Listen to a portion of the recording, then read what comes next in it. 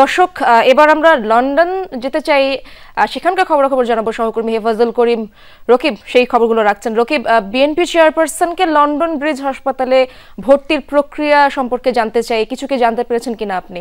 হ্যাঁ, আমি যতটুকু এখন পর্যন্ত যে ইনফরমেশনটা পেয়েছি সেটা হচ্ছে লন্ডন ব্রিজ হাসপাতালেই বেগম জিয়াকে ভর্তি করা আছে, যেটা হচ্ছে লন্ডন ব্রিজটা হচ্ছে বেসিক্যালি টেমস নদীর পাশেই, যেটা ওয়েস্টমিনিস্টার পাশেই লন্ডন ব্রিজের পাশে হচ্ছে লন্ডন ব্রিজ হসপিটালটা, সেখানে ভর্তি করা হচ্ছে বেগম জিয়াকে, যেটা হচ্ছে পৃথিবীর সর্বোচ্চ আধুনিক চিকিৎসা সেবা যে যে এই হাসপাতালে দেওয়া হয়। এবং পাশাপাশি সবচেয়ে বিশেষজ্ঞরা যে আন্তর্জাতিক মানের যে বিশেষজ্ঞ, সেই বিশেষজ্ঞরা সে কিন্তু সেই লন্ডন হসপিটালেই সেবা দিয়ে থাকে।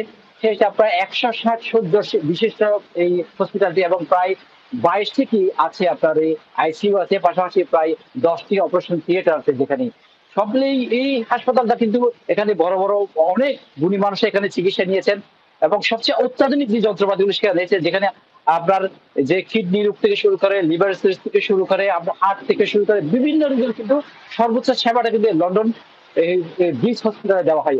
লন্ডন ব্রিজ হসপিটালে ধারণা করা হচ্ছে আগামীকাল শুক্রবার, লন্ডন সময় শুক্রবার হয়তো বিকাল নাগাদ বেগম বাপ্তা চেয়ারম্যান বেগম খালেদা জিয়া পৌঁছতে পারবেন।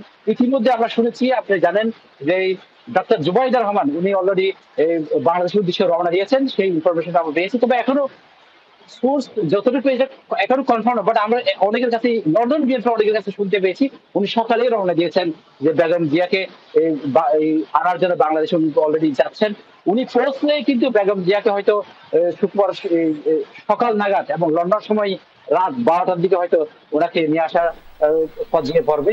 এই তথ্যটা আমরা এখন পর্যন্ত পেয়েছি। আপনি জানেন গত জানুয়ারি 7 জানুয়ারি লন্ডনে এসেছিলেন বেগম জিয়া, তখন কিন্তু জি, লন্ডন বুঝতে পেরেছি রকিব। পরবর্তীতে আপনার কাছ থেকে আমরা আপডেট জানার চেষ্টা করবো। অনেক ধন্যবাদ আপনাকে।